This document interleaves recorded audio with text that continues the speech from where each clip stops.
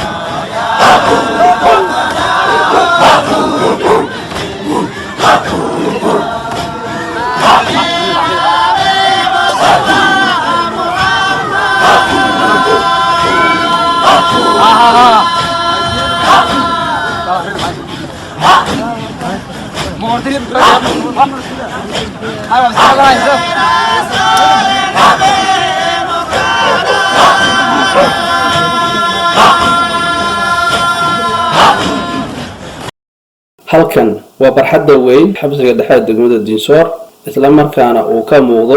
burbur aad u xoog badan dadweynaha degmada Dinsoor xiliyadii dambe waxa ay ku tukanayeen barxaddan muuqaalkan xiga waa garoonka diyaaradaha degmada Dinsoor waxaa soo degaya hadda oo idiin muuqda diyaarad sahay u sida ciidamada dawladda iyo ciidamada Itoobiya waxaana ka sii duulaya diyaarad ay leedahay hay'adda WFP tani wixii ka dambeeyay burburkii nidaam dawladeedkii qaranka Soomaaliyeed degmada weligeed kama dhicin macluul burbur deegaan colaado raaga sarakac maciishadeed nooc kasta oo ay tahay amni darro looga qaxo deegaanka marka laga reebo imaashiyaha ciidamada Itoobiya iyo kuwa khawaarij waxyaabaha ugu yaabka badan ee hadda idin muuqda ayaa waxay tahay ciidamada jooga degmada Dinsoor waxaa sahayda loogu keenaa diyaarad waxayna ka soo qaadaa xarun goboleedka gobolka Baay oo degmada Dinsoor u jirta 120 kilomitir tuulooyinka Goobgaduud iyo Manaas oo xarun goboleedka gobolka Baay qiyaastii u jirta 60 ilaa 80 kilomitir ayaa ah goobaha ugu dhow oo saldhig ay ku leeyihiin ciidamada dawladda federaalka kuwa daraawiishta koonfur galbeed iyo ciidamada Itoobiya muuqaalka sahaydan ay sido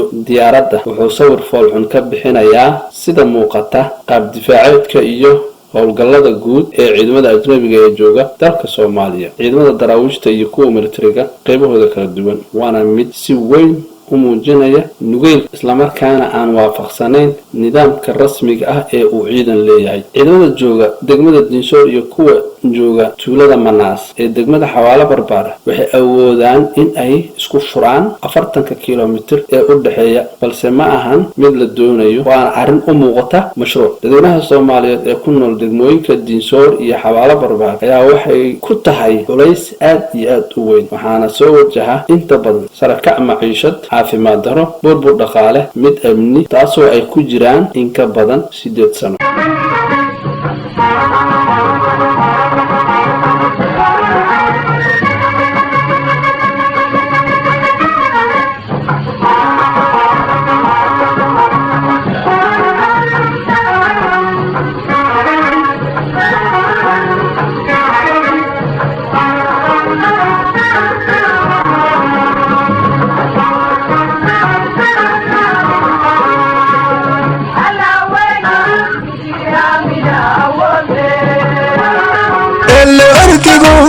markii yaari lagu daraha